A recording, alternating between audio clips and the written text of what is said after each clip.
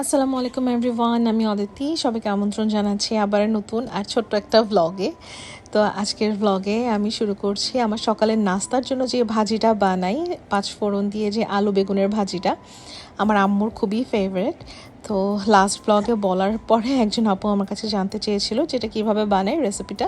তো ভাজি তো খুবই সোজা, খালি আমি আমার ম্যাক্সিমাম ভাজি যখন বানাই আমি জিরে ফোড়ন দিয়ে ভাজিটা করি, কিন্তু আলু বেগুনের ভাজিতে আর হচ্ছে কখনো কখনো একটু পেঁপে ভাজিতে আমি একটু পাঁচফোড়ন দিই। আমি এদিকে ভিডিওতে কথা বলছি, আমার ছেলে আমার দিকে তাকিয়ে তাকিয়ে হাসছে।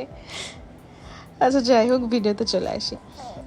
তো প্রথমে পাঁচফোড়ন তেলের মধ্যে দিয়ে একটু হালকা গরম করে তারপরে কাঁচামরিচ পেঁয়াজ এগুলো দিয়ে ভাজাকে তারপর বেগুন আর আলুটা দিয়ে দিতে হবে। আর এই যে দেখেন হেল্পারদের কাজ, এই কাঁচামরিচের উপরের যে বোটাটা ওগুলো তারা মানে ঠিকমতো পরিষ্কার করেনি, ভাজির মধ্যে আছে। তারপরে যে আলু কুচি করে একটার সাথে একটা লাগিয়ে রাখে।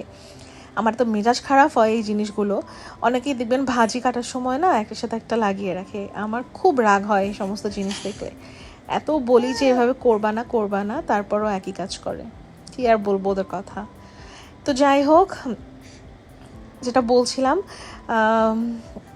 পেঁয়াজটা হালকা ব্রাউন করার পরে আলু বেগুন দিয়ে দিতে হয়, তারপর হলুদ আর লবণ দিয়ে এটাকে ভাজা ভাজা করতে হয়। তবে এই ভাজিটা একটু ঘন্টার মতো মানে একটু নরম হয়, একদম বেশি কড়কড়া টাইপের হয় না। বেগুন জিনিস এমনি মিলে যায়, তো এটা একটু নরম নরম হয়। তো যাই হোক, আমার ভাজি হয়ে গেছে। আর দুপুরের জন্য রান্না করা হয়েছে ইলিশ মাছ, কারণ সেদিন ছিল পহেলা বৈশাখ। আর আমরা বিকেলের দিকে একটু নিচে বেরিয়েছিলাম, গিয়ে দেখি যেখানে মৌ আপুও আসছে। বেশ সারপ্রাইজ হয়ে গিয়েছিলাম আপুকে দেখে। তারপর সবাই একসাথে মিলে একটু গল্প টল্প করলাম, একটু ছবি ভিডিও নিলাম। এই যে শাহবীর আর শাহবীরের ফ্রেন্ড, আর এই যে এখানে আমাদের হাজব্যান্ডরা আর কি গল্প করছে, তারা নতুন কি বিজনেস সেট আপ করতে পারে সেই সমস্ত কিছু নিয়ে তাদের হচ্ছে পরিকল্পনা চলছে এখানে আর কি। আর এই যে দুই বন্ধু, আমি আর মৌ আপু যেমন দুই বান্ধবী, তেমনি আমাদের ছেলেরা হবে দুই বন্ধু ইনশাল্লাহ। তো আপুরা তাড়াতাড়ি চলে গিয়েছিল, তো আমরা তো বেশ কিছুক্ষণ ছিলাম নিচে। এরপরে এখানে আসলাম, আমার বর বললো যে কিছু খাবা কিনা। পরে বললাম যে কি খাবো, তোমার যা ভালো লাগে নিয়ে আসো। আরে আমার বাবা, এই যে কথা বলে না, কথা বলো। এই যে আমি যখনই ভিডিওতে ভয়েস দিতে নেই তখনই আমার ছেলে যা দুষ্টুমি শুরু করে দেয়। তো এনিওয়েজ, আমাদের বৈশাখটা না মাশাআল্লাহ অনেক ভালো কেটেছিল। আমরা তো ওরকমভাবে কখনো পালন টালন করি না। নিচে ভাবলাম যে হাজব্যান্ডের ছুটি ছিল, বাসায় আছে, তো ভাবলাম একটু নিচে যাই। চারিদিকে সব কিছু এত কালারফুল ছিল, দেখতে ভালোই লাগছিল। তো এনিওয়েজ, এটা হচ্ছে তার পরদিনের ভিডিও। আগের দিন করে রাখা সেই ভাজি দিয়ে আজকে আমি সকালে নাস্তা করছি, আর সাথে একটা ডিম পোচ নিয়েছি। আর এখানে আমি খাচ্ছি, আর পাশে আমার ছেলে আম্মুর কোলে ছিল। আলহামদুলিল্লাহ, আমার ছেলে এখন বেশ চঞ্চল মাশাআল্লাহ। তো আম্মু ওকে এখন সামলাতেই পারে না। আমার আম্মু বলে যে ওকে তো এখন সামলানোই যায় না, খালি দুষ্টুমি করে, মানে খুব নড়াচড়া করবে সে। পারলে সে এখনই হাঁটা বা দৌড়ানো শুরু করে দেয়, তার ভাবখানা এরকম।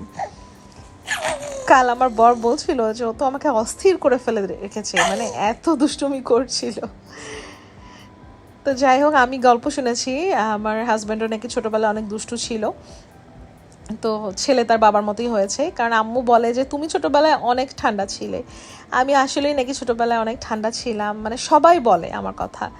তো আমার ছেলে তো আমার মতো হয়নি, আর তাহলে সে তার বাবার মতোই হয়েছে, কারণ তার বাবার কথা বলে যে সে নাকি ছোটবেলায় খুব দুষ্টু ছিল। তো এই হচ্ছে কাহিনী। তো ছেলে তার বাবার মতোই হয়েছে মাশাআল্লাহ। আর এই যে নাস্তা খেয়ে এখন সে আম্মুর কোলে এমন দুষ্টুমি করছিল যে আম্মু আর ওকে রাখতেই পারছিল না। তারপর আমি ওকে নিয়ে চা বানাতে আসছি। তো চা বানাতে তো বেশি সময় লাগে না, খালি পানি গরম করে ঢেলে দিতে হয়, এই আর কি, খুব আরাম। আর এই যে প্যান্টগুলো দেখাচ্ছি, আমার ছেলেকে আমি ডাইপার ফ্রি টাইম দেই। তো এই প্যান্টগুলো আমি কিনেছিলাম শাহবীর যখন 20-25 দিন বয়স, ওই সময়। তো সেগুলো এখন আমি ওকে পরাচ্ছি। এগুলো 2.5 কেজি থেকে 7 কেজি পর্যন্ত বাবুদের জন্য পরানো যায়। তো এগুলো খুবই ভালো। আর এদিকে এখন বাবুকে কোলে নিয়ে আমি চা খেতে পারছিলাম না, ও এত নড়াচড়া করছিল, আমার ভয়ই লাগছিল যদি গরম চা পড়ে টরে যায়। এই জন্য ওকে পাশে ডিভানে আমি শুয়ে দিয়ে তারপরে এখানে আমি আর আম্মু চা খাচ্ছি, গল্প করছি। আচ্ছা, যারা আমার মতো এরকম ছোট বাবুর মা, তারা মানে বাবুদেরকে রাতের বেলা বিশেষ করে কিভাবে ফিড করান? ধরেন বাবু যদি ভালো মতো ঘুমায়, তাহলে কি 2 ঘন্টা পর পর তাকে জাগিয়ে নিয়ে ফিড করান, নাকি তাদেরকে ঘুমাতে দেন? যখন বাবু নিজেই ঘুম থেকে খিদার জন্য জেগে ওঠে তখন ওই সময় খাওয়ান, কোনটা করেন প্লিজ আমাকে জানাবেন। আর এই যে দেখেন, এখানে আমার চুল উঠে পুরো সাফ হয়ে গেছে, দুপাশে আর চুল বলতে কোনো কিছুই নেই। আমার এত কষ্ট লাগে যে কি বলবো। আমার এই চুল উঠা দেখে আমার মনে হয় না যে আমি আর সেকেন্ড টাইম কোনো বেবির জন্য প্ল্যানিং করব। আমার এত কষ্ট লাগে মাথার চুল যখন এভাবে উঠে। তখন আম্মু আবার আমাকে বকা দেয় যে দূর, এগুলো কি বলে পাগল। তো এনিওয়েজ, আমার ডক্টরকে আমি বলেছিলাম যে আমার পোস্টপার্টাম হেয়ার ফল শুরু হয়ে গেছে। তখন আমার ডক্টর বলছেন যে এখন যদি চুল গজানোর ওষুধ দেই তাহলে আবার মুখের লোম বেড়ে যাবে, মানে আমি যে যার কাছে আমার লেজার করছি। তো আমার মনে মনে এত হাসি আসছিল, আবার দুঃখও লাগছিল যে কই যাব আমি। মুখের লোম যেন কমে এই জন্য আমি লেজার নিচ্ছি, আর মাথার চুল যেন বাড়ে এর জন্য যদি মেডিসিন নিই তাহলে আবার মুখের লোম বেড়ে যাবে। মানে কি যে একটা অবস্থা, কি আর বলবো। তো যাই হোক, চা খাওয়ার পরে এদিকে রান্নাবান্না চলছে, ভুড়ির প্রিপারেশন চলছে। এগুলো ইনশাল্লাহ আগামীকাল রান্না হবে থার্সডেতে।